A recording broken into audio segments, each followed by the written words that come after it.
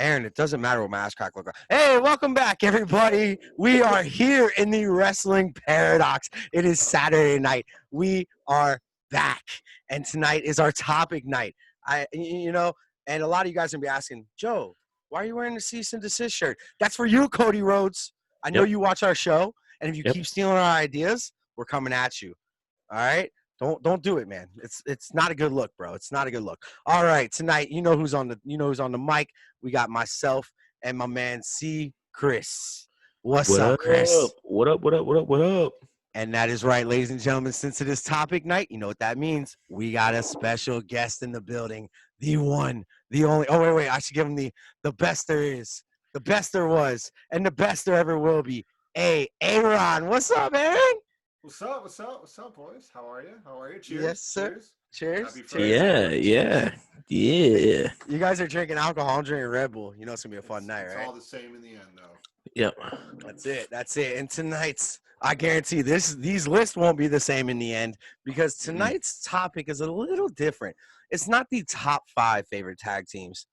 It's your top 5 favorite tag teams, which means it doesn't matter where they rank. Because I tell you, my first one's going to be a little interesting for you guys.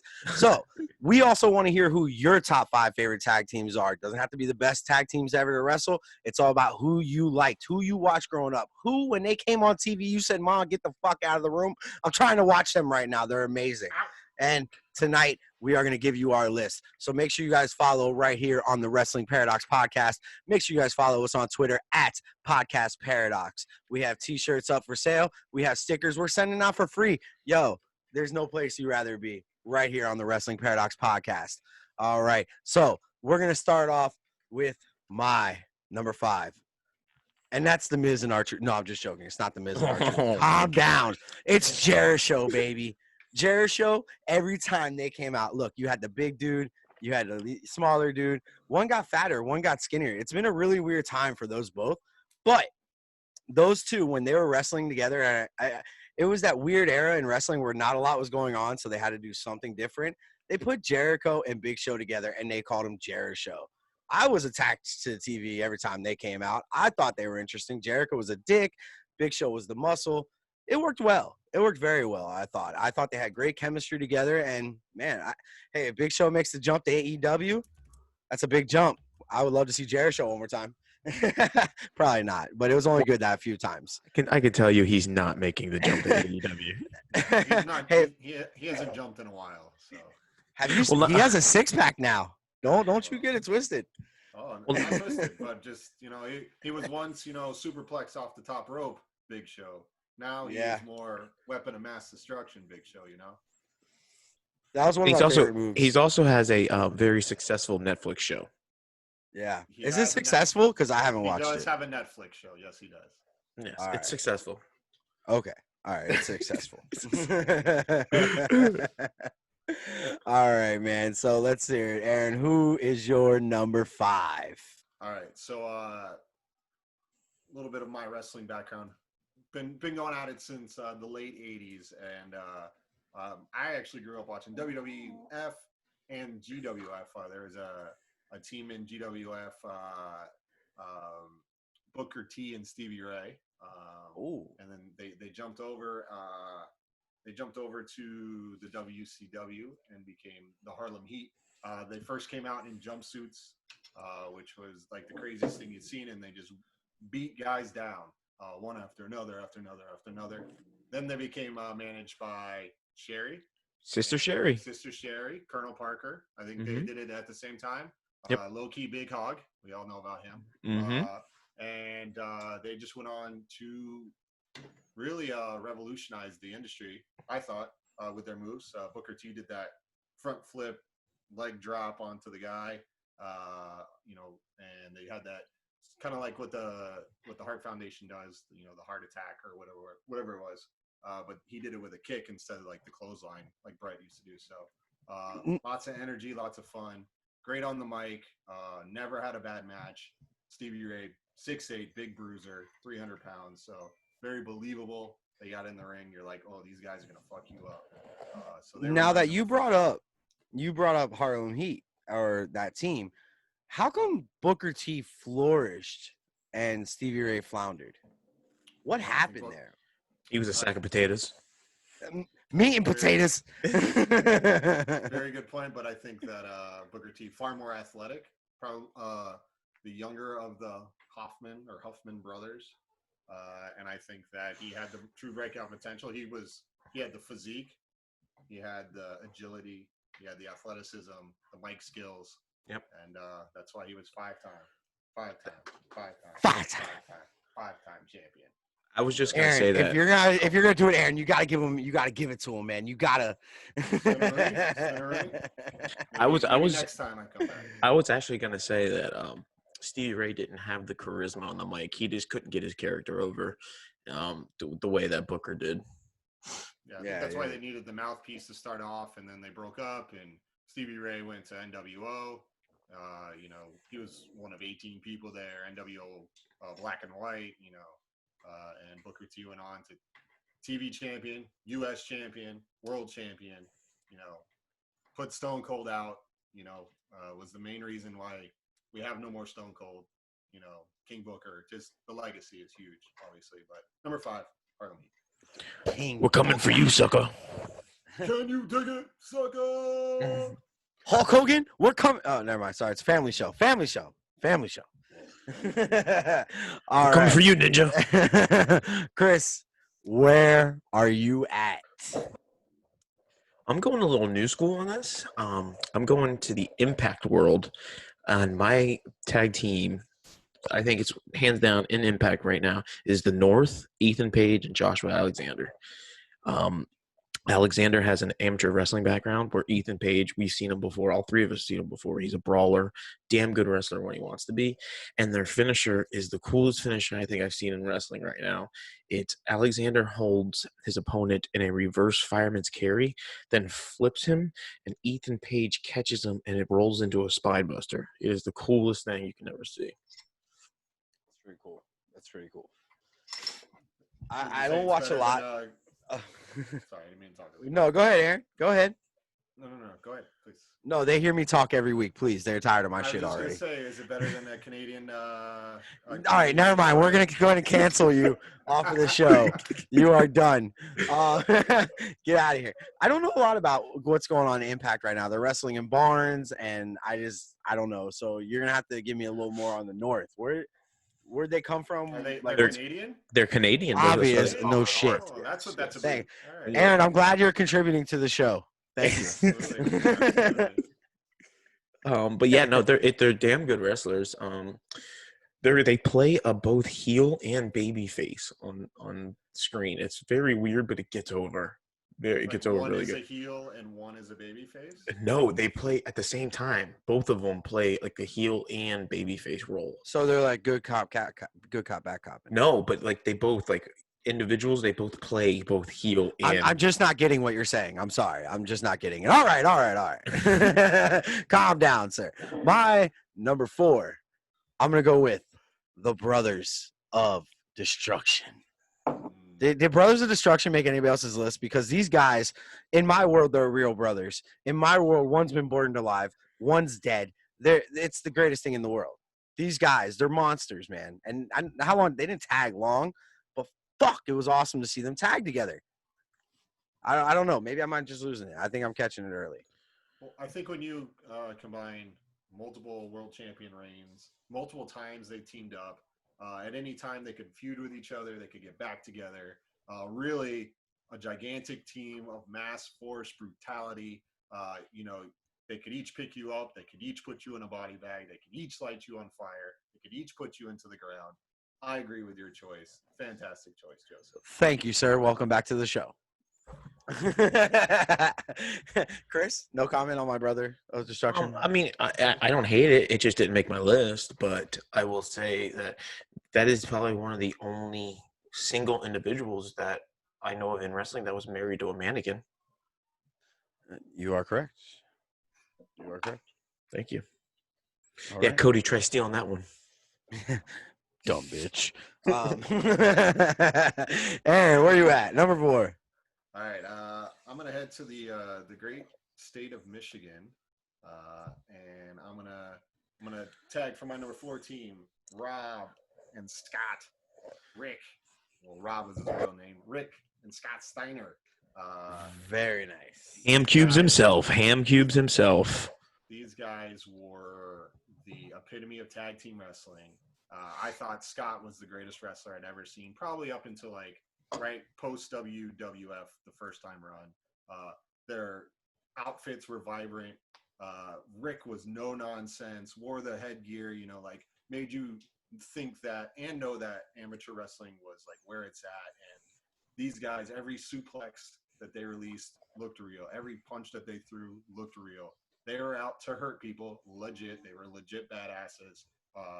No fucking around with those guys. They came over to WWF, ran the table in WWF, had some epic matches, SummerSlam, WrestleMania matches against IRS and fucking Ted DiBiase, Money Inc. They won their first belts in WWF. Goes back to WCW, upsets the Outsiders.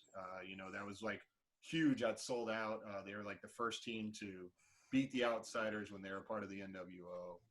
And then they both went on to great success after that. Obviously, huge body transformation by Scott. I think Rick always stayed great. I think he's a teacher now. I'm pretty No, he's sure. the head of the school board in Georgia.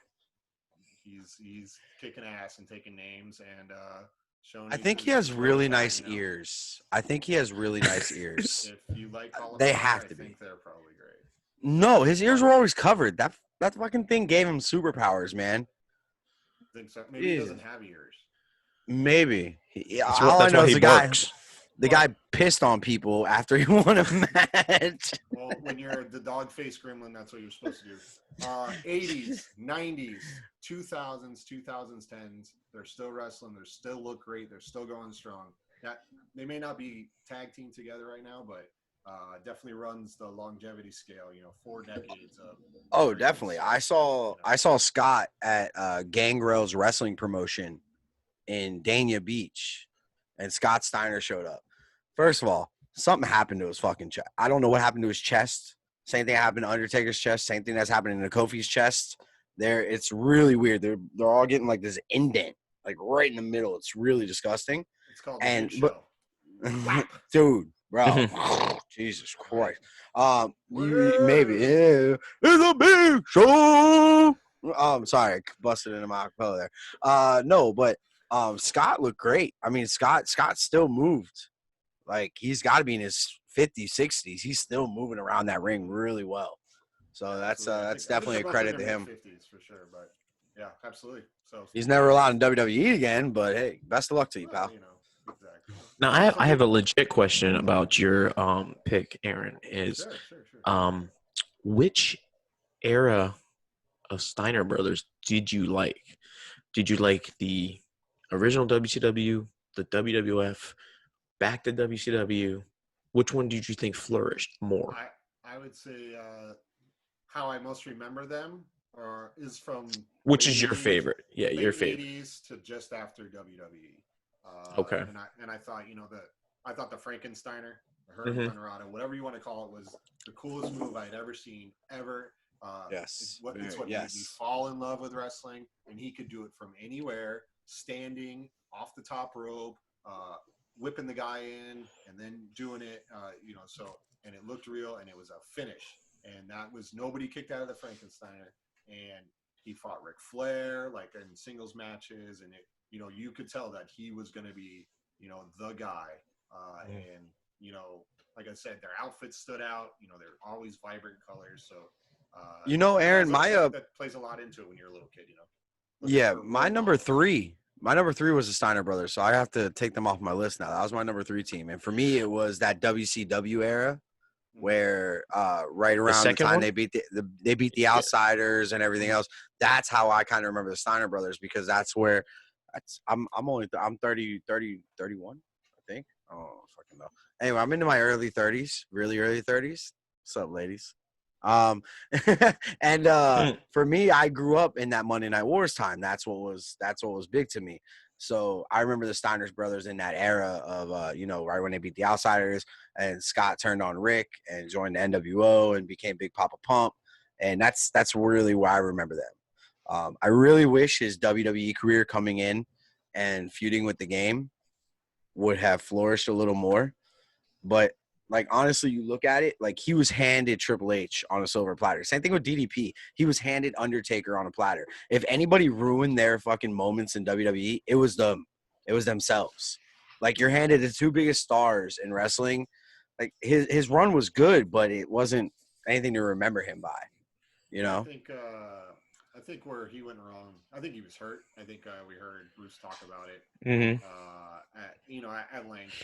He was definitely hurt coming in, and when your lower body is nowhere near where your upper body is, you're gonna struggle, and that's what happened. And it was some of the worst matches. Because just like you, super duper hyped. Like this is my dude coming in, and he's taking on Triple H, and he was the WCW champion multiple times over, looked the part, walked the walk, talked the talk, big bad booty daddy, and just couldn't get it done. And then he went on to some bullshit tag teams with Test, and Hey, leave Test out of this. He did nothing wrong. Okay. He married that slut. Hey, and also a couple things. The Frankensteiner wasn't their only finisher. Remember they did that top rope bulldog that almost paralyzed Buff Bagwell? That probably would have been the greatest thing in Buff Bagwell's career. And also another reason why. Yeah, then they turned it around, and Buff sided with Scott, and that was Judy Bagwell was out for that one too. Yep. God. Also, another reason why it hindered Scott going into WWE was he was born flat-footed, and no one knew it in the professional wrestling business. Huh. He didn't have an arch in his foot. That's the reason why if you look at his boots, they were always like one of them is like half an inch thicker than the other. Yeah, my uncle had that issue. Like one leg was shorter than the other. I think people with back issues and hip issues face that quite often. Not what he went through, but it's not an abnormal thing to hear about. Right. But Steiner Brothers, number 4. I don't think Matt Hardy has a bend in his hip. We're talking about arches. That guy's got an arch in his fucking hip. Which Matt Hardy? All three of them. Since he was fucking 17, he's been walking like that. All right, Chris, where are you at with number what is this 4 for you? Yeah. How about this? I'm gonna. It's kind of like a toss up between this one, but it's WWF days, mid '90s. This team was on fire, killing it with like the kids, the ladies, and everything like that. The Smoking Guns. Oh, yes, they made my auxiliary list. Somebody I was going. Go ahead, fire away. They were over in the mid '90s. They came to the ring and wrestled in cowboy boots and jeans. Their finisher was the coolest at the time because it was one of the first tandem finisher. It's where Bart held them in a side suplex, turned, and Billy did the leg drop from the top, and I thought that was the coolest thing ever. Yeah. Yep. Absolutely. Yeah. Epic battles with the Godwins. Epic battles with not New Age. With Yokozuna and Owen Hart. Yeah. Well, you know what my other split was? If someone would have miraculously picked the Smoking Guns, was the Body Donnas during that time. Tom Pritchard and Chris Candido. I wish you could have skipped to that one. Poor Bart Gunn, man. Bart Gunn really got the shit end of a stick. Just because he had a mean left hook, he got in trouble for having a mean left hook. That's kind of shitty to be the toughest guy in the room and you get shitted on at WrestleMania by a fat boxer.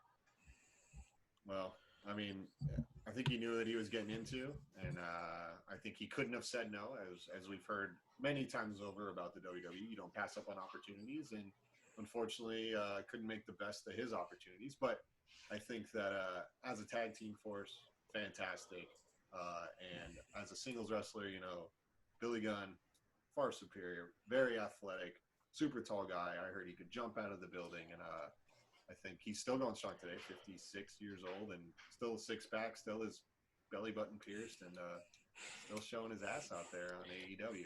Hey, he's the same height as Hulk Hogan. Who would have thought? Dude, I found that out 3 weeks ago because they build Luchasaurus as this monster in AEW, and you see him every week, and you're like, damn, it's a big ass dude. And then Billy Gunn stands face to face with him, and Billy Gunn towers this fucking guy. It's like, what? I did not know that he was the same size as Hulk Hogan. All right, so because Aaron said my number 4, or said my number 3 is his number 4, I'm going to insert what did you call it, an auxiliary list? Yeah. An auxiliary list selection. And this team goes back to TNA. Here we go. I am going, and look, I have both of their shirts, and I'll say their shirts, and you guys are going to be like, oh, I know who that is. One said, I drink beer with your Beer mom. money. Beer money. Beer money. Yes. Oh, man, they were great to watch. Robert Roode, probably the second greatest spine buster in the business.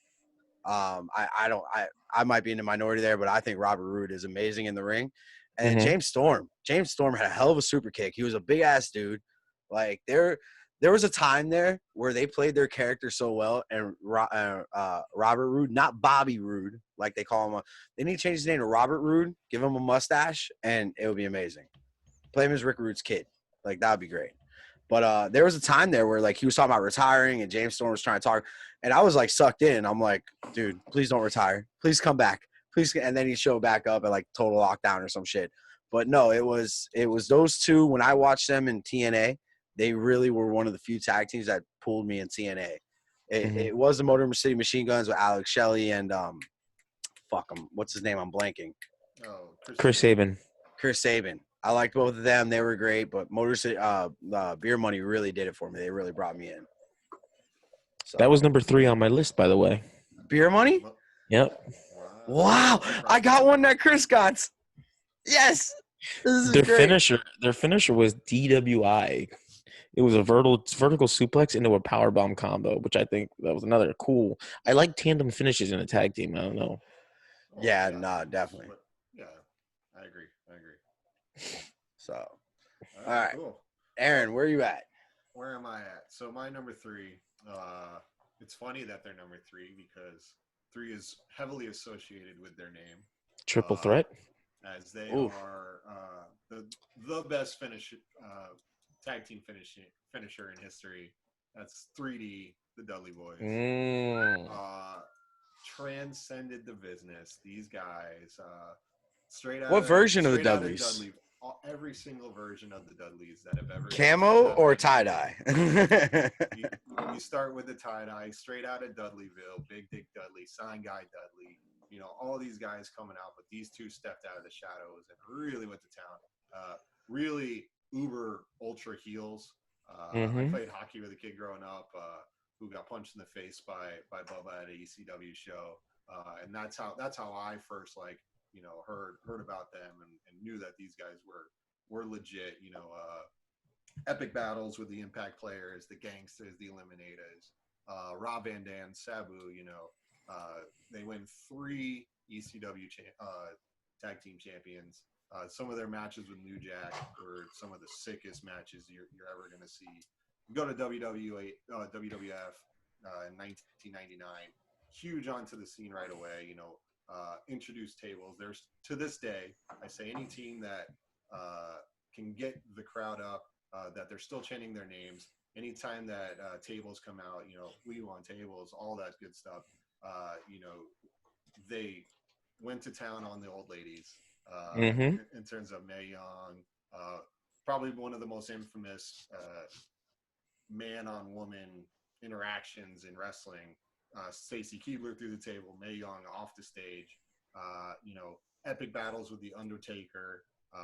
You know, just really stood out from the bunch. And then TLC matches, you know, revolutionized the business. You'll probably see on my list that these teams that went above and beyond deserve top ranking in my personal ranking book. So, you know, even when they split up, still, you know, Bubba was believable as a single star. I remember he had that match against Triple H.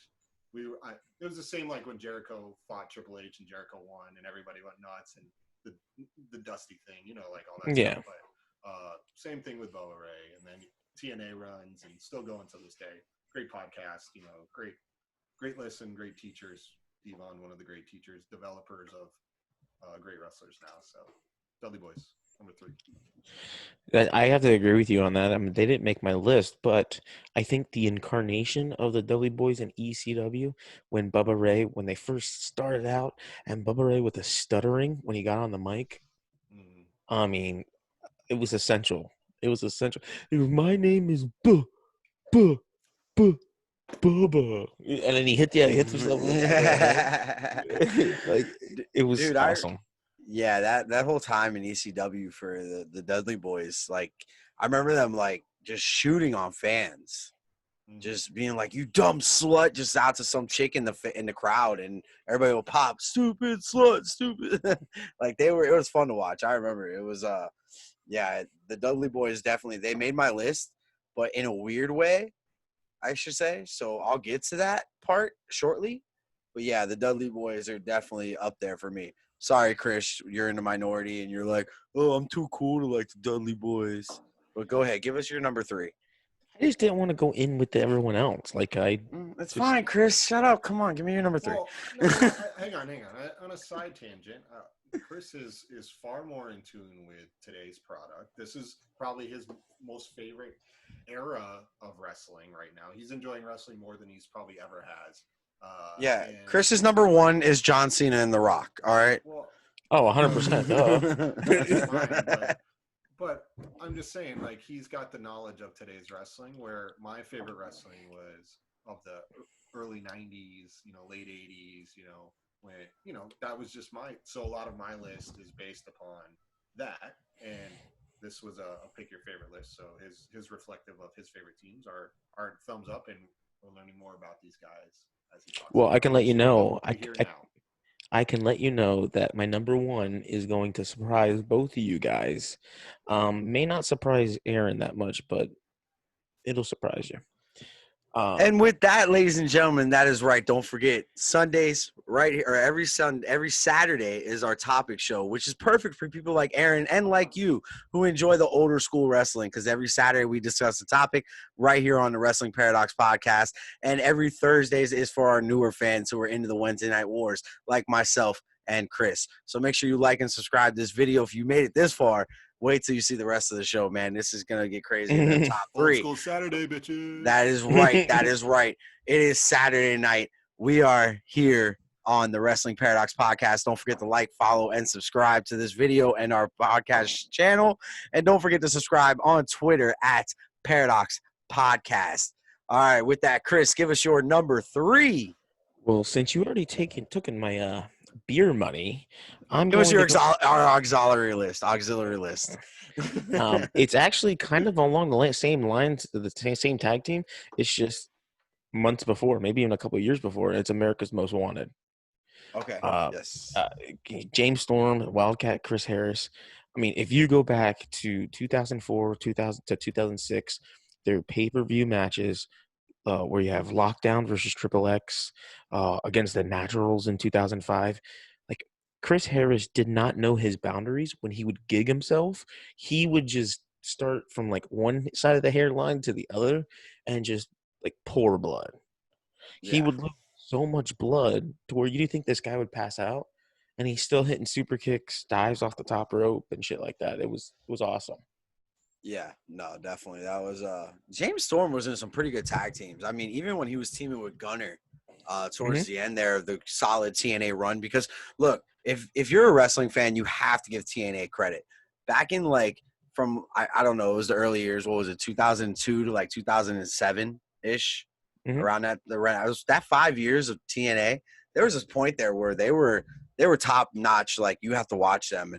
It almost feels like AEW now.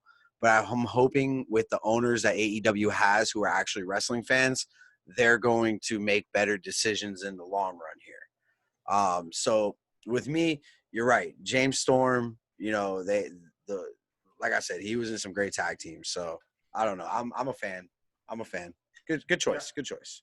Growing up living in Orlando during TNA's run, where they filmed at Universal Studios, I often got to go to these shows and watch,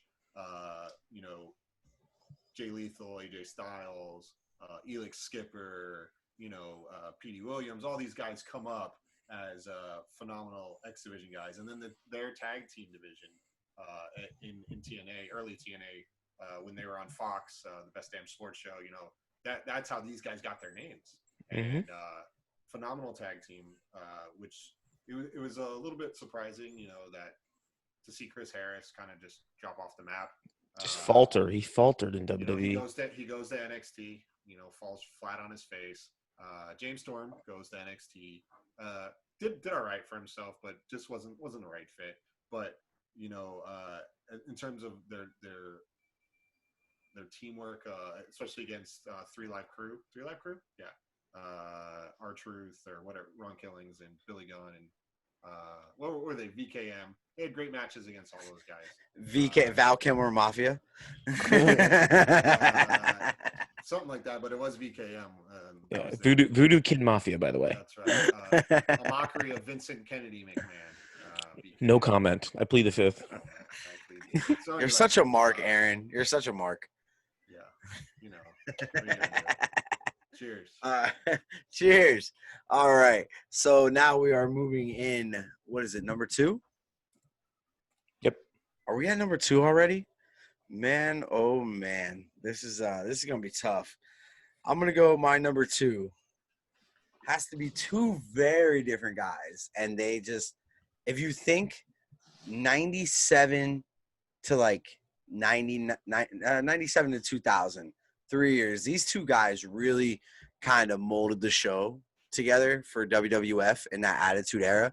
And that was The Rock and the Sock connection. I mean, man, they had some great matches together. I thought they were fun to watch. They were one of those teams where it was like, if I could see 2 guys form a team and just, 2 random guys in the back that they just throw together, I'm glad it was those 2 because they had the charisma on one end, they had the comedy on both ends, and Mick Foley was taking hell of a bumps like every time. Mick Foley was great for that. He always aligned himself with, these top characters, and Mick Foley knew his role in wrestling, and Mick Foley was a role player. That's what Mick Foley did. Mick Foley was a role player, and when he joined up with The Rock, it was amazing. And then he came out as Dude Love, and he joined up with Stone Cold years earlier than that. So that was always – it was fun to see Mick Foley adapt to the surroundings.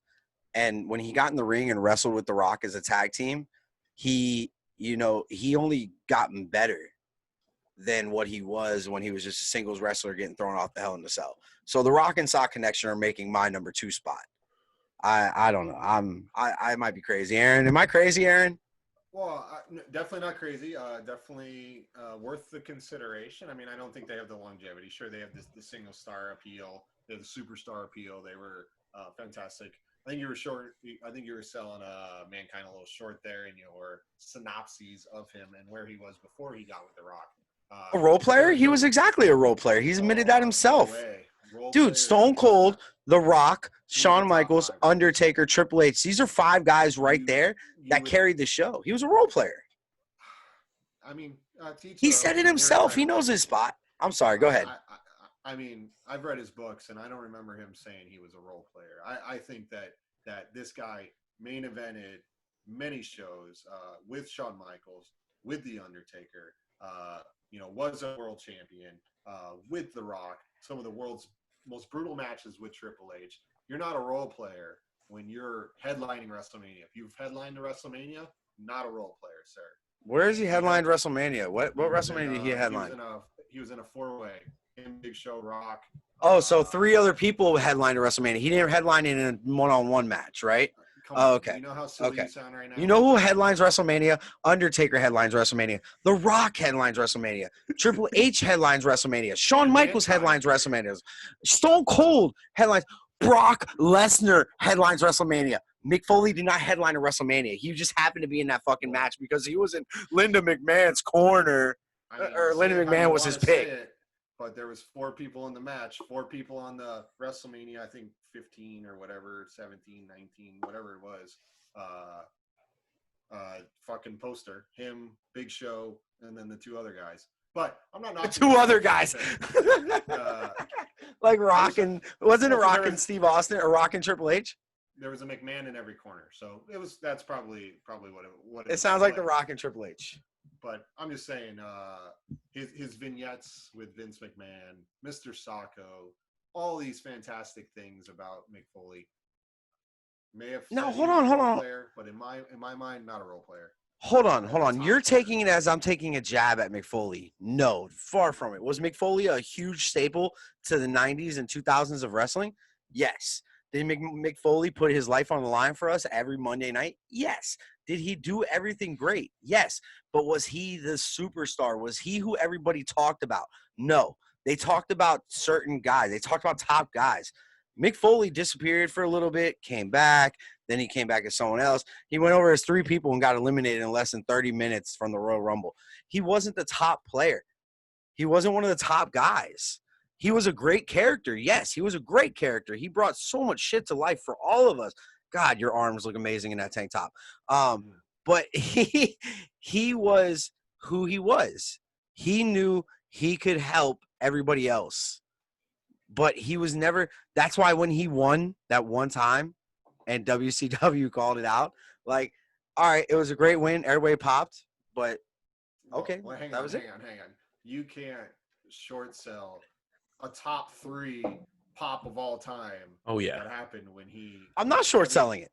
Yeah, I think you are though. I mean, if you're saying that he's a role player, and every time, if you're, and we're all real hardcore wrestling fans, and our most biggest fandom was late '90s, early 2000s, and every time that he would go away, and every time that he'd come back, and that car crash would hit, and he'd come through the fucking entrance ramp, the place would go bananas, and still does to this very day.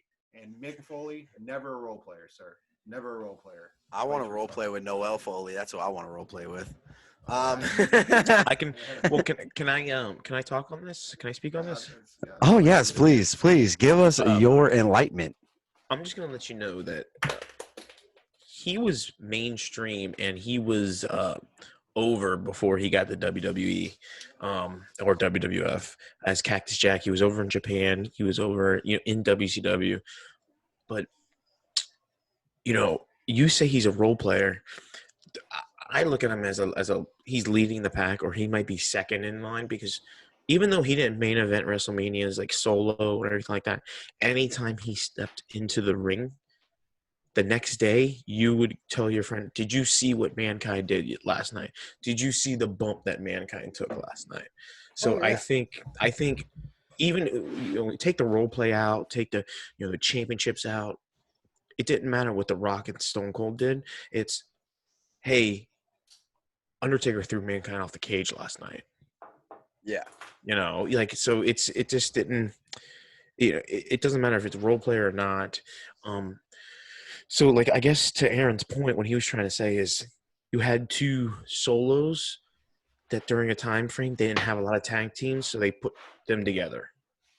And They were great together. They were great together. Yeah, they had chemistry because they put each other over. Like, yeah, I think it was 96 or 97, that Royal Rumble where Mankind took 10 chair shots, like hard as shit from The Rock. 14 unprotected. Yes. And Noel's like sitting there crying in the front row, and Dewey's like, "Oh my god, I think I'm becoming gay, Dad." I never called her back, so she was.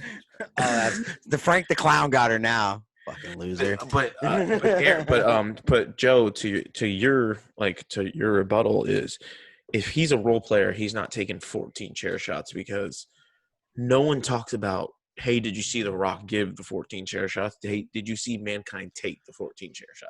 Dude, I agree with you. Yes. The match with him and Edge at WrestleMania, getting speared through a table of fire, getting thrown on thumbtacks again. Like, it was great to see. Again, I loved Mick Foley. I thought he was awesome in the ring. But was he The Rock? Was he Stone Cold? Was he Shawn Michaels? Was he Undertaker? Was he any of these guys? No. No one's going, hey, is Mick Foley wrestling this year at WrestleMania? No, for the 30th year in a row, we're saying, oh, shit, is Undertaker going to be here again? No. I think you make a very good point that he was never a top 5 guy. That's totally fair, but I would say that where some of the larger promotions nowadays struggle is getting past their top 5. A lot of places have top 5 brand names, But when you get, and then you have to introduce everybody to everybody. Mhm. Oh, of I'm course. not of course. equating Mick Foley to Kip Sabian or anybody like that. You know, they're not the same people, but those are top guys that are not anywhere near on the superstar level that Mick Foley is. So I would say that if Mick Foley is your best guy in your promotion, you have a hell of a best guy. Is all I'm Oh, saying. 100%. You know what I'm 100%. saying? You have a superstar, a legit draw, somebody that can get eyeballs on TV. That's why he went to TNA. That's why he wrestled again in TNA. You think people weren't watching it then when he was doing those ridiculous cage matches with Ric Flair? I mean, come on, get out of town with that. There's a reason why people pay him money, because he was a number one. Never the best at any time, but could be a number one in any company. Do you guys remember the night he got thrown off the Hell in a Cell at King of the Ring? Mhm. Do you guys remember what the finals was for the King of the Ring that year? Because I do. Do you guys know what the finals were of the King of the Ring that year? That was Shamrock's deal, right? No, sir. That No, was Shamrock was the year before. Yep. That was The Rock versus Billy Gunn. I remember Billy Gunn being in it. I couldn't remember who he was going against. It was But The he Rock didn't and win Billy that year. Gunn. Billy Gunn won in like 2001 or whatever. Yeah, but that year was The Rock and Billy Gunn in the The finals Rock of the was King of the season Ring. I believe so. Yeah. They just were smart enough not to throw a fucking crown on him and go, all right, you talk like this now, because they knew he had too much charisma for that. We got some bad news. Bad news for ya. God, I miss King Barrett. Fuck, bring back the Nexus. We should have been there with the Nexus coming back. It sucks, man. Aaron, you know that, right? We were supposed to get a Nexus return at WrestleMania. This year? Yeah, we were supposed to have one in Tampa. That would have been pretty cool. I think maybe for a future cast, what the next Nexus could look like, you know? Pick like seven guys that don't have to be in NXT. You could It's pick gonna be a Nexus girl of- one now. You It's think gonna so? be a girl one You know, now. that's, Yeah. that's a good idea. They have such a surplus of talent. Chris, Yeah. that's the number one point Chris makes about NXT is that the surplus of women talent wrestlers is fantastic. Dude, can you imagine Raquel Gonzalez coming up and being like the Wade Barrett of the new NXT? Yeah, Shotzi. I want to see No. Shotzi. No. She I'll ran give to the you. ring in a tank, buddy. I mean, I've only seen 12 minutes of NXT this year, but 2.5 of those minutes was that chick riding down on a tank. It was fantastic. Yo. I love Shotzi Blackheart. Yeah. Blackheart. Shotzi Blackheart, my gal. Dude. For sure. Dude, you have Raquel Gonzalez, Tegan Knox. Those are your two tops right there for the stable. And then you could bring in Rhea Ripley, Bro, Candice no, LeRae. Stop. You can bring these people in. That's not what can do- NXT was, though, buddy. NXT was unknown. I mean, Daniel Bryan, people had heard of. Nobody had heard of the rest of those guys. You never heard of Skip Sheffield? What is wrong with you? Get out of town with that. I guess he was on Tough Enough, blah, blah, blah, blah. Anyway, you guys had never heard of any of those guys before, and they came on the scene, and I was like, that was probably the last oh shit moment, like where I became a total mark and was like, this is real. I can't believe this about you. He's choking the shit out of him, which he was. But like they're really fucking. Yeah, those he got guys fired up for that. He got Punk fired got it, for that. Yep. But Punk got it, Gallows got it, Cena got it, Roberts got it, Lawler got it. Like they were tearing the joint up, and that was the coolest thing. So Yeah. I don't know how we got on that tangent. Anyway, Hey, by the way, before you go in, Aaron was right. That was the Ken Shamrock Rock. I thought it was Billy Gunn that year. No, don't make me look like an asshole on my own show. Ken Shamrock won. Hey, you ran the risk. You knew what was going to happen. Yes, I'm just gonna let you know. Do you know what the main event was that night? Because it was not Undertaker and Mankind. What year was it? 98. 98 was King of the Ring. Undertaker. No, it wasn't them. It wasn't. Okay, I don't know. It was Kane versus Stone Cold in a First Blood match. Oh, yes. And on the next night on Raw, Stone Cold comes out on the Zamboni. Yep. And knocks over the title belt, beats up Mr. McMahon, and then beats Kane in the main event of Raw, right? Yep, to win the belt back. Yep. Mm-hmm. Absolutely. Kane had the Rey Mysterio treatment. That's right. All right, Aaron, give me your number 2 now that Chris has made me look like an asshole on my own show. Chris, we're going to have a talk about the ownership of this company when we're done. What a rush. These guys, the Legion of Doom, the Road Warriors, were the shit. Straight out of Mad Max onto your TV came roaring Hawk and Animal on their fucking big ass motorcycles with their face paint, the Guar fucking shoulder pads. These guys were legit. Hawk, 260 pounds of just psycho killer. Animal, fucking collegiate wrestler, huge badass in his own right. Biggest traps you're ever going to see. Didn't know where the muscle started and where the muscle ended. These guys were there to break necks and cash checks, and that's what they did. All over the AWA, starting in 1984, went over to Japan, tore up Japan, were the biggest draw ever out there, selling out the Tokyo Dome, getting the most respect for, Chris, you can help me with this, Gaijin, bunch the of white males. wrestlers, Yep. the white males getting over there, getting the job done, going over to Crockett, WCW, huge battles with Ronnie Garvin, Magnum TA, Midnight Express, Nikita Koloff, the Doom. the countless war game matchups they were teaming up with Dusty Rhodes in. Didn't matter if they were heels, didn't matter if they were faces. Legit badasses when they got in the ring. Doomsday Device, fucking scariest finisher in the business. Nobody wanted to take it. Nobody wanted to take it. No, sir. I'm not No gonna way. take it. Throwing them off the shoulders without any care in the world. Classic battles for the belts with the Varsity Club, with Mike Rotundo and Steve Williams. So two legit guys that could really get the job done. 1990, head over to the WWF Epic Battles with the Steiner Brothers, with the Nasty Boys. The Hart Foundation. The Hart Foundation. They debuted at the Survivor Series. Listen to this team: the Ultimate Warrior, the Texas Tornado, and the Legion of Doom. Are you kidding me? That's a team. That's an insane team. I'm glad there's one person that spoke English on that team, and that was the Texas Tornado. That's our. Yeah, because the Ultimate Warrior was just. What is wrong with you idiots? Managed by the great Paul Ellering.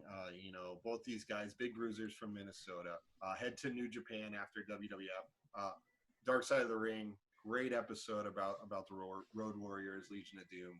I'm sure a lot of people that listen to this show probably already checked it out, so they know about what's going on. They head back to WWF in the late 90s, where it's really starting to fall apart. But I remember WrestleMania 13. They were in a battle royal. Sunny was their manager. She comes out smoking hot. I'm 36 years old, so I line up every year every year that there's ever been a WrestleMania. I've had a birthday, so I'll never forget how old I am. That's all I'll know. But WrestleMania 13, peak boner time for kids. Red and Black Sunny Family show, bro. Does her little spin, and here comes the LOD 2000. Yep. Yes. They pick up a member in draws. When Hawk wasn't. But he quickly falls. Hey, not cool. Not cool, bro. Not cool. Yo, draws is. I'm sorry that slipped out of my mouth. Oh, kind of like you slipped out of D'Lo's arms. Yeah, Wow. funny Right. fucking guy you are. Wow. Pal. Come on, Wow, man. this- We make fun of people who are dead, like Owen Hart. Okay, not draws. This Poor Draws in a podcast isn't wheelchair. moving fast. I'm glad I'm just a guest, everyone. And then, to speak of it, Animal, after Hawk passes away, Animal still doing his things, teaming with the greats like Heidenreich. Oh, God. Battling the likes of Eminem and the Mexi Cools and Paul Burchill.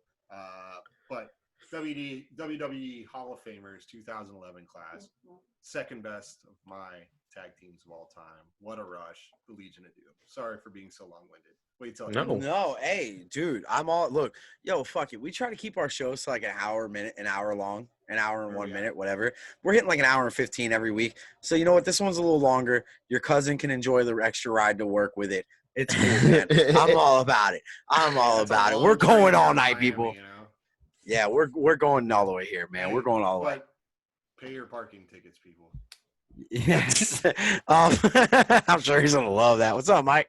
All right. So, wow, that's your number 2, huh? LOD. All right, I gotta go to Mike. I gotta go. No, wait, no, I got one left. Can we do some honorable mentions? It's not your turn.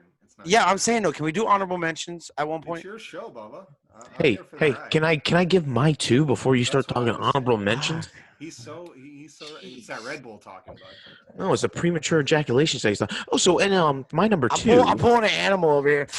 That was Hawk, by the way. That was it's Hawk, by the way. Did you ever see the video? I hate to spoil your childhood, Aaron, but did you ever see the video of Hawk do the line of coke and then put his face like water and nostrils? Like, you guys ready to go? Yes. That was on Dark Side of the Ring. It was yeah. They found it. That was so great. I'm so happy they put that on TV. God, how did you think filmed the video? Yeah. Yes, I saw it. Yeah, man. I was there. It's a whole bunch of Britney. In the flesh. Woo. In the flesh. I'm interested in your number 2. Let's my number 2 is going. My next 2 are going to surprise the shit out of you guys.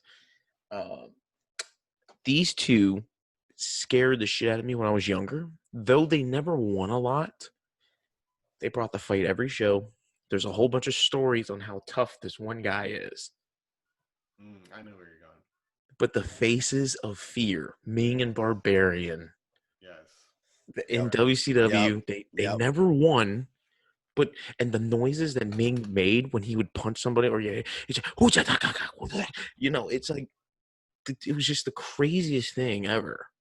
Like, I just, being in the Dungeon of Doom with the Giant as he came up, Kevin Sullivan, you had the Faces of Fear. It was just, they fit in perfectly with the role they were, even though they weren't jumping off the top rope. They couldn't compete with the Steiners. They couldn't compete with LOD, but they had longevity and they played their role perfectly. And they were in the alliance to end Hulkamania. I think that was the key. That was the huge storyline 94-95 in WCW. Huge battles against the Four Horsemen, Benoit, Steve McMichael. Epic battles with the outsiders. They didn't win those matchups, but those were guys that you believed could beat Scott Hall and Kevin Nash. Yep. They first teamed up in WWE. I don't know, WWF. Weren't they the head shrinkers? No. I think they were the Barbarian and Haku. Haku. Yeah. Because Haku was a security guard to Ted DiBiase at one point. At one point, yeah, and he was tag team champions with Andre the Giant. He was the worker, which is crazy to think that Haku, who was, I would assume, Chris, if you stood up, took your shirt off, and flexed, you look just like Haku did in 1998 or 1989. Just 100% shredded.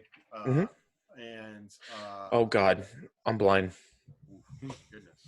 I just took my shirt off, everybody. I'm pretty sure that was one giant. That was one giant eyeball that was in the camera right there. Hey, you guys want to see something really cool on my phone?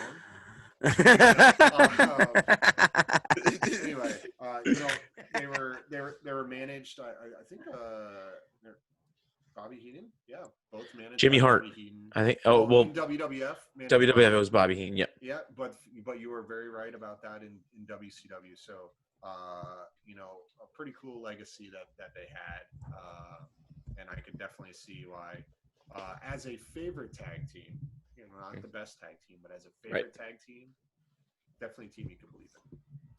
Yep. Very good choice. Very good choice. So honorable mentions? Yes, I want to go honorable mention. Okay. Can we each do like 2 or 3? Well, yeah, but let's not go too in depth with them. No, just names. Just boom, boom, boom. All right. So my first one I'm gonna mention. Oh, you didn't know? Yo, the new Age Outlaws for me were like everything about the 90s that I loved. You go to school and what was that? I have them on the list. You have them on the list, Aaron? You have them on the list? Dude, just right there for you. Right there for you. Give me the old Pete Weber. Give me the old Pete Weber right there for you. Oh, dude, they were awesome to watch, man. New Age Outlaws. How many times were they tag team champions? I think probably 3. I think that's probably I think 37 and a half. Not our truth in the 24/7. 24/7. On 3. What do you guys think? Over. Under. I'm gonna go over. I'm definitely going over. I'm definitely going over with that. Anyway, while you're looking for that, Aaron, I'm gonna keep this show rolling. The New Age Outlaws for me were something special because you just had them pushing the limits every week. But it was a little gay. You had Mr. Ass, and then now that I'm older and I'm saying it out loud in person, yeah, maybe not. You know what? Yeah, I'm still gonna go with it. Even though Road Dogg was humping people from behind with the pump handle slam, and then you had Mr. Ass, and they were both saying "suck it." It was a little weird, but hey, I'm all about it, man. All about it. Chris, you don't like that New Age Outlaws? Six time. you Six time. Woo! Woo! One of one of my most favorite memories of the New Age Outlaws was, it may have been a WrestleMania. It was or a Big Time Raw, but the fans had, "Oh, you didn't know? Your ass better call somebody." Not only that, then they had, "Ladies and gentlemen, boys and girls, children of all ages, D Generation X proudly brings to you your WWE Tag Team Champions of the World, the Road Dogg Jesse James, the Badass Billy Gunn, the New Age Outlaws." But that was all on a sign, long ass sign. When it went all the way around the arena, snaked around the arena. It was fantastic. Anyway, yeah. Most memorable moment about them. I'll share one, and then Chris can go. They push Mick Foley and Terry Funk off the stage in the dumpster. Yes. Probably my most memorable moment. Chainsaw Charlie, by the way. Chainsaw Charlie. Kayfabe. Bunkhouse Buck, whatever you want to call him. Aaron, that's where not the same person. Not the same person, by the way. If you remember around that time, what they were doing, they were kind of lost in a weird shuffle a little bit, and they really had to. Yeah, really had to do something to elevate themselves. And that night is where Shawn Michaels actually, I believe, they had a promo backstage with Shawn Michaels and Triple H, the D Generation X at the time, with them too. And they told them they had to do something different to be different. And I believe that was the same night that they actually pushed them off the arena or off the stage. To go even further than that, wasn't Shawn Michaels and Triple H sitting on the stage when that happened? Were they? I believe they were. Weren't they eating popcorn? Directors' chairs? Yes. Weren't they eating popcorn with Rick Rude standing behind him and China on the other side? I'm thinking so. It feels right. I don't know what I'm feeling, but it feels right. But yeah, no. The New Age Outlaws. Yeah, go ahead, Aaron. Aaron, mi casa es su casa, my friend. You go ahead. Just my auxiliary. I know I've stuck a lot in WWE, WCW. That's really my bread and butter. But I can tell you that one of my absolute favorite tag teams of all time touches close to all three of our hearts, as we've seen these guys up close and personal. One guy dropped a bell on my shoe. Oh, I know where we're going with this. These guys, what they lack in teeth, they make up for. Hold on, I'm going to stop it. I'm going to stop you right there.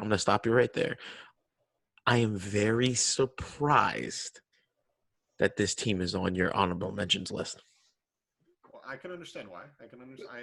Like I said, I profess my fandom for what I enjoy about professional wrestling, and these guys are typically not it. Right. But it's the Briscoe brothers, Jay and Mark Briscoe. These guys are fantastic as a team. They are fantastic as single competitors. Jay Briscoe, former Ring of Honor champion 2-3 times maybe. He was the longest running at one point. Many times over, these guys have had the chance to go to WWE, have turned it down, and they have not slowed down a drop. They are just as violent, just as cruel, just as technical, just as athletic, just as high-flying as any other team you're ever going to see. And as one team that's never gotten their due, I would say that the Briscoes, Jay and Mark, are where it's at. Yeah, definitely. What was it? Drunken Monkey style, right? That's right. Kung Fu Drunken Monkey style. Drunken Kung Fu or something. Yeah, something like that. Yeah. Yeah. All right, Chris, give me an honorable mention because I got one more honorable mention, and then we'll get into our number ones here. We're not just the coolest. We're not just the best. We're just incredible. The Impact players. Yes. Just incredible. And Lance Storm. Yeah. Oh my gosh, they tore it up. You had Just an incredible fresh into ECW, right off of Aldo Montoya. He had to do something to where Lance Storm was big in Smoky Mountain with Chris Jericho. He was young. He was hungry. They put him together. They were the best heel tag team from like 97 to like 99 because no one knew who they were. Yeah. And then they split apart and they went on their own singles run. Just incredible. Went to the limits with, the TV championship and then the heavyweight championship and everything like that. And Lance Storm just kind of floundered, solo. But from those 3 years, that storyline that they ran with Jerry Lynn and Sabu and Tommy Dreamer and Sandman. Yes. Yeah.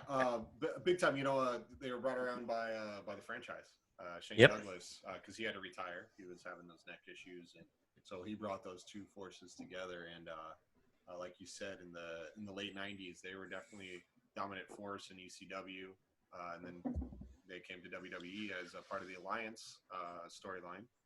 But you know what's great though. But it was great though is you can even flip that too because you can put Chris Candido and Lance Storm because they were part of the triple threat at that time too. And Steve Corino. Steve Corino. Can I add really quick? Fuck Shane Douglas. All right? I have a show. Now he's going to listen to me. No, do you know why I'm not a fan? Because we saw that piece of shit at Bash at the Beach. And all I wanted to say was, what's up to him? And he walked past me like he was the Rock or some shit. Like he was too cool. Go bag my groceries at Walmart, okay? It's Target, by the way. I don't give a shit where he was working at, all right? The guy's a bum. The franchise, the bum chize, okay? That's what he is. Anyway, look, I'm going for two hard hitters right now on my auxiliary list. And that, I'm not even saying it right. I think I'm just too high at this point. I'm going with the APA. They were so just two hard-hitting dudes. I felt like they were almost the last of that hard-hitting era before it became, like, friendly. And, like, everybody's cool now and everybody's friends and we're going to eat at Waffle House at 3 a.m. together, even though I kicked your ass tonight in a match. No, they were, Ron Simmons and Bradshaw. Bradshaw with long hair, not JBL. I did love the JBL character.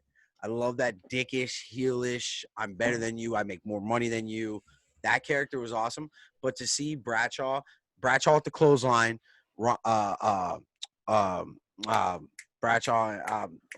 what's Farouk the black guy's name? Dominator. Farouk. Dominator. With the Dominator, with that spine buster where he picked him up. Dude, Christian took it the best. He would pick Christian up and just fucking mush him into the ground. It was the greatest thing ever.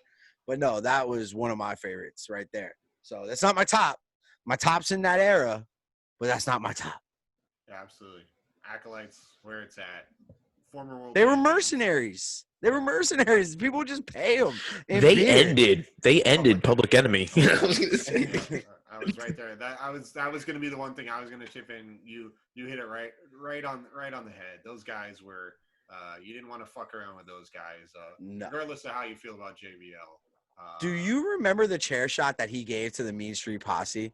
I forget who it was. It was Pete Gas. Pete Gas, the big head. Bro, he gave him all right, so I've listened. All right, so Sam Roberts is one of the main reasons I've always wanted to do a podcast. I thought Sam Roberts has always had a great podcast.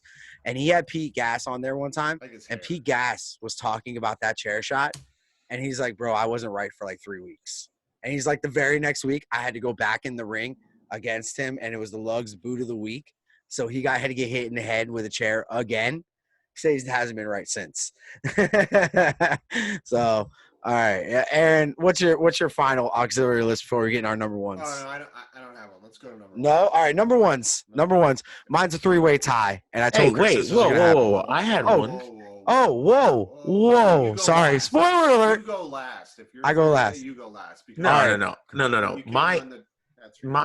My honorable mention. Oh, okay. If you're gonna do what I want to do, but you go first. Okay. Where's my pizza? Where's my pizza? The FBI and ECW. Really? That's who you go with? The full-blooded Italians? But not the normal full-blooded Italians where it's Tony Mama Luke and Little Guido. It's Little Guido and Tracy Smothers. Yeah. Yes. Because he was from Georgia, Italy? Yeah. Something like that. You know, and he just walked around like, you know, and the Sicilian slice, even though it was what was Christian's move, I'm prettier. the Unprettier, but it was Little Guido's first. I think FBI was honorable mention. I love them. Yes. All right, Aaron, you got the honorable mention there. Finally. All right. So my last honorable mention, I think, as you guys can see, I'm a huge fan of early '90s, and I think I'd be a fool not to mention the Rockers, the coolest tag team in the world. I didn't grow up on the Rock and Roll Express. I grew up on the Rockers. That's what I knew. That's who I knew, and I thought that those two guys couldn't have been cooler. Their flying leg drop off the top, followed with a splash, reminiscent of the Usos or the Young Bucks. The athleticism, Marty Jannetty was fantastic wrestler, underrated in my opinion.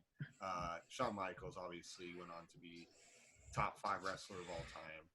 So I think that the Rockers, in my book, never won a tag team champion, but infamous scene at the barber shop, going through the window, probably a top 5 moment in WWE history in terms of oh shit moments. And, Yeah. Wait, but didn't they win the tag title and then have to give it back? I think at a house Because the ropes broke. Yeah, I don't know if it was ever officially recognized. I don't really recognize one-day championships. It's not, that's kind of bullshit. Kane So and David- Mysterio, you're out of here. Here we go. David Arquette is your favorite then? Yeah, exactly. So, but Rockers, auxiliary list for sure. Yeah, no, I liked Marty Jannetty. I thought he was one of the better. I thought he was actually at one point better than Shawn Michaels, but I don't know. Anyway, He has sex all with 13-year-olds. Yo, you see his And fucking his Facebook? daughter. Do you see his Facebook now? His Facebook is fucking wild. If I don't know if you follow him, Marty Jannetty on Facebook there, Aaron, but look him up. Facebook? Okay, never mind. Sorry. That's All right, so go ahead. Let's finish this list up. These people are like, yo, the show's gone like an hour and a half. What are you, a 6-year-old woman? Facebook. Jesus. Number MySpace. Number one, the best team that there ever has been. 8 times world tag team champions. The brothers, Edge and Christian. Came into WWE as the Brood with Gangrel. Christian quickly becomes light heavyweight champion, beating S.A. Rios. They go on to have epic battles for Terry Runnels' services with the Hardy Boys at the time. Hardy Boys, Hardy Brothers. They switch factions. They go to the Brood. They go over to Terry. Anyway, leads up to an epic match that we spoke about a little bit earlier with the Dudley Boys and with The Hardys. With the Hardys, TLC 1, TLC 2. I remember TLC 2 where you got Rhino's debut. Lita comes back. Hurricane Rana's Rhino right off the top of the ladder. Spike comes, does the acid drop through the table onto Rhino. He takes the power bomb off the ladder outside. Just so many epic matches. And then their breakup was this gigantic true pro wrestling breakup. Then they each go on to be absolute megastars, world champions in different organizations. Different companies. Which is important because when you can go and lead and they another company wants to give you top dog money, you go over there and you make it, and then you come back and people love you just as much. Christian, the best entrance ever. Christian, and then the fireworks coming down and up and right through them. Edge, you think you know me? You think you know me? Coming out of the crowd, dun, dun, dun, you rated RKO. Just fantastic wrestlers, artists in the ring, not afraid to do anything. Their moves looked effective. Their punches look fantastic. Their kicks look real. Great sellers, willing to put their bodies on the line. Their cousins were the Los Conquistadors. That's what I heard. Yeah. Yep. Right there. Yep. Well, there's one of my top 3. All right, hey Chris, what do you got? What leads you off? Where do you stop the train on your top 5 tag teams? Okay, this one's gonna have to take some explaining. God, here comes the Two- Rock and Cena. two of my honorable mentions were ECW. My number one is ECW. The Eliminators. From 95 to like 97, 98, the Eliminators were the tag team. Perry Saturn, John Coronis. Cronus was 6'5", and he was the first one before Hoovy and Guerrero did it. He was 6'5" doing a 450 splash. Blows my mind. And their finisher was the total elimination. It was John Cronus doing a spin kick and Perry Saturn doing a leg sweep, and it just looked so. Yes, it was so devastating. Isn't that what Red Dragon does? Yes, A version of that, right? a version of it. Yes, but Who's a virgin? Sorry, Dwight Schrute. All right, sorry. Go ahead, continue. But I mean, they had feuds against Raven and Stevie Richards before the Flock was even a thing. You had feuds against Shane Douglas and Bam Bam Bigelow, the Pitbulls. Oh my gosh, they had chain matches, and it was insane. Like the punishment that they would put themselves through. And Cronus was a bleeder. He would bleed like a stuffed pig. Like it was bad. Yeah, no. One of my favorite matches that they ever had was they actually fought the Steiner Brothers in ECW. Yep. It was the Steiner Brothers and Taz, and they took them out, which was pretty cool to think about that they got to work with them. I think Cronus died. Did I kill John Cronus? No, yes, I think he did pass away. Yeah. Yes. But I don't think he wrestled long. I mean, he died at the age 38, ECW. I mean, they were a tag team in 97, 95. So. Well, I think the last time I saw him was on a DVD of XPW, and he wrestled Supreme. Yeah, I think you're right. Which is XPW is a super violent organization. Yes. Yeah. All right, so there we go. Eliminators. Nice. All right, Joey, let's hear your 14 number one picks. Oh, my 14 number one picks, just Edge and Christian, Hardy Boys, and the Dudley Boys. All three of them together.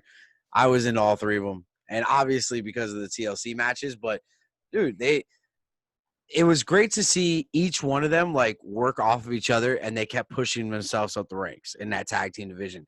And every week, I don't know if you guys remember, but tag team titles, they were being swapped around on Monday Night Raw. So, you would have Hardy Boys go out there versus Edge and Christian on Monday Night Raw, and the titles could very possibly change hands. Was that when wrestling was good and and titles actually meant something and they switched? Yeah, actually, it did. Yes. Interesting. And they switched on house shows too, right? Do you see my beautiful titles, by the way, everybody? Can you see those? I want to make sure everybody can see those. Hey, those belts are useless. They don't hold his pants up. Huh? Who'd you beat for that NXT belt? I what? What'd you say to me? He got it from the Special Olympics. Yeah. Oh, I got this beauty in. Hold on. Oh, I had to bring it out. I had to debut it tonight, boys. The WWF Championship. That's nice. Let's see it fully, though. Yeah, right there for you. Ladies and gents, those belts mean nothing. They do not hold his pants up. And then, of course, my Ring of Honor title. That's my other beauty right there. So anyway, there you go. That's our top fives. Again, these are not the top 5 wrestling tag teams in the world. Well, let's do this. Let's go around the table and let's give out of the 5 that we gave your number one that you can watch every match that they can do. That's out on YouTube. You can watch it from beginning to end. For me, it's the Hardy Boys. I can watch any Hardy Boys match any night of the week. The way they work together, again, they're brothers. The Hardy Boys. I mean, I was so excited to see them at that Ring of Honor match, and we saw them twice that week with Ring of Honor Supercard 14, I believe it was, and WrestleMania the very next night in another ladder match. So 2 ladder matches back to back. I don't know. I mean, they're great. They were. And, I'm sorry. I could watch the Young Bucks in Japan. I can't watch the Young Bucks in America. That's another one. I like the Young Bucks too, but not this version of Young Bucks. I like this version of Young Bucks right here. So anyway, Hardy Boys for me. What about you, Aaron? Who can you watch every single night? I think from my list, I think it's pretty easy to go with the Dudley Boys. Just the storylines that they put themselves in, the types of matches that they had. They could have long matches, they could have short matches. So I think and different types of creative matches. I think for my bang for the buck, Dudley Boys are where it's at. There you go, Chris. I think I'm gonna throw a little swerve. It's a swerve, bro. It's Gene Strickland. yeah. I'm going the North. I can watch the North any time of the week. I'm a big fan of Ethan Page. I follow his vlog on YouTube and on Twitter and everything like that. I'm actually going to try to reach out to him, see if we can get him as a guest on our show. Hopefully, fingers crossed. But I love the North. They're an old school tag team, kind of like FTR, but a newer version of it, like a flip of it. And I can watch the North all the time. I mean, I'll send you clips. You talk about them. You talk about them a lot. You talk about the North a lot, and I'm actually quite interested to see what they're about. So, all right. That is it, ladies and gentlemen. That is your top 5 topic channel or topic video tonight. The greatest tag teams in our minds. We want to hear who are the greatest tag teams in your minds. If you made it to the end of this video, we appreciate you guys. We know it went a little long tonight. Aaron, thank you for coming out. Hey, any plugs, Aaron? Any plugs? Any plugs? Yeah, Global Poker. I'm a poker streamer new to Twitch. Check me out. Pork Chop Please. That's PorkChopPLZ. Pork Chop Please. Find me on Twitch. I'm going to stream Friday nights, Saturday nights, typically starting around 7 o'clock. So check me out on Twitch. Poker streaming if you're into it. And hopefully you guys enjoyed me and will have me back again. Well, hold on. If you're streaming Fridays and Saturdays, that means we can never have you again. Well, I can always make amends for my favorite podcast, Paradox. So let's thank you, after, boys. Thank you, sir. That is it, ladies and gentlemen. We appreciate you guys tuning in tonight. Don't forget, Thursday you can find me and my boy Chris right here talking about the Wednesday Night Wars. All right. What have I become? What have I been? Oh, you didn't know? Hey, Chris, I told you got to check IDs before you take them home.